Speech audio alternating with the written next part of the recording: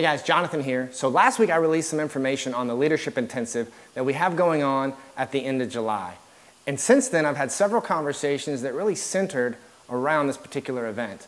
And throughout those conversations, a couple times I had people telling me, you know, Jonathan, I really want to come to your event. Sounds like it's going to be powerful. I really want to try and make it.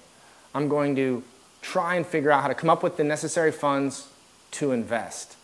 And out of these conversations came a great opportunity for creating some distinctions. And if you've ever read any of the work by author Dusan Jukic, he's written about this exact distinction, and it's the distinction between wanting versus creating. You see, wanting doesn't serve you. Wanting is degrading, and it keeps you stuck. It actually reminds you of the fact that you don't have something. You end up focusing on what isn't happening instead of creating momentum and moving forward. The problem is most people aren't aware of how powerful the language that we use is. Jim Kwik says, and I love this quote, "Our minds are a supercomputer, and it will run the program we tell it."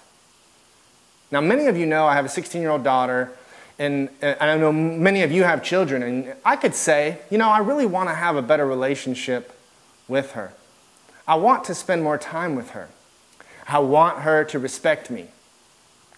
Or I could choose to use more powerful language and say, you know what? I'm creating a better relationship with my daughter. I'm creating more opportunities for us to spend time together.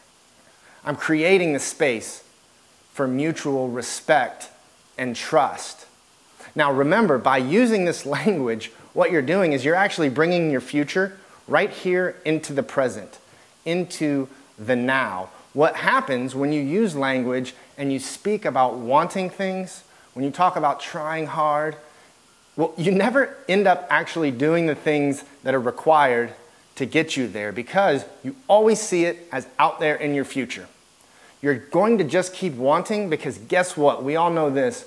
Wanting just begets more wanting. And so if you leave here today with one thing, I want it to be this. Don't live in a world of wanting. Live in a world of creating.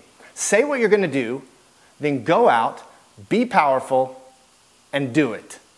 Also, remember what Jim Kwik says. Your mind is a supercomputer, and it will run whatever program you tell it. So be very careful with what you tell yourself and the language that you use. If you'd like more information on the Leadership Intensive coming up, fill out the short form.